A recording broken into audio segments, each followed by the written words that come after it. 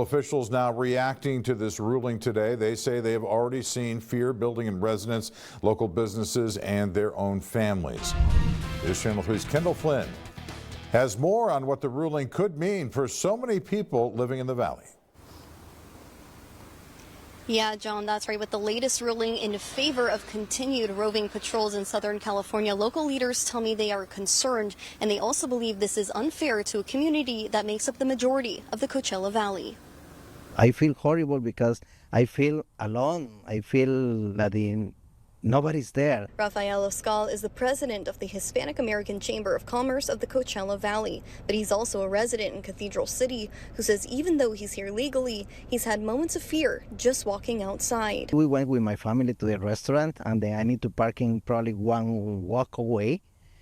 And suddenly I realized I don't have my driver license. I start feeling that fear, that scary feeling that if somebody's going to just take me because of the color of my skin. Something he says everyone is feeling now, especially with the latest Supreme Court ruling for continued roving patrols in Southern California. I think it's a step backwards if you speak Spanish, or if you have brown skin, or if you work at somewhere that, like a car wash, that have low employment, they can go after you and question you on any suspicion. Both Hernandez and Oscal say this is unfair to the Latino community and could become dangerous. You're going to see civil rights violations. You're going to see people getting harassed based off the color of their skin. And I thought we were over that as a country, based off the color of their skin. With the high danger and fear, Oscal says he's already seen it impact community events. It's a big walk from Palm Springs all the way to Coachella celebration, the Guadalupe Day.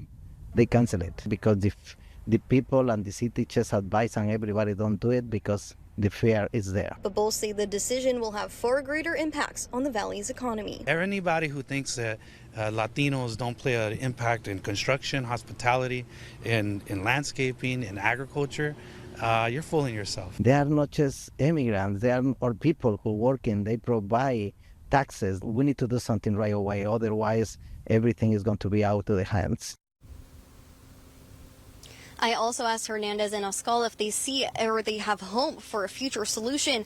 Hernandez tells me he doesn't see anything changing. Oscal tells me the chamber has a meeting coming up with Jeff Gonzalez and Representative Raul Ruiz, and he hopes to ask them for a solution or any future plans. So we will continue to follow this story on air and online at KESQ.com. For now, reporting live in Indio, Kendall Flynn, News Channel 3.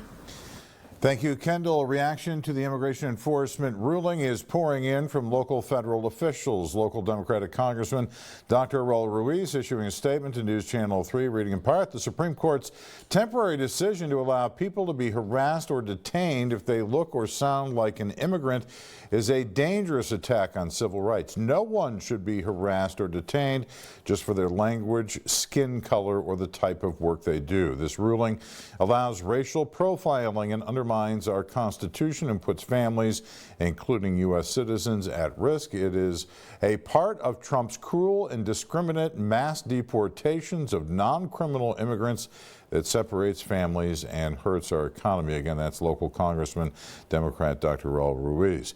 To be clear, today's decision agrees that the federal immigration officers can briefly detain and interrogate individuals about their citizenship status. They can rely on, quote, totality of circumstances standard for reasonable suspicion. It's important to note here, conservative Justice Brett Kavanaugh did publish an opinion on the vote. He says ethnicity alone cannot furnish reasonable suspicion, but it can be a relevant factor.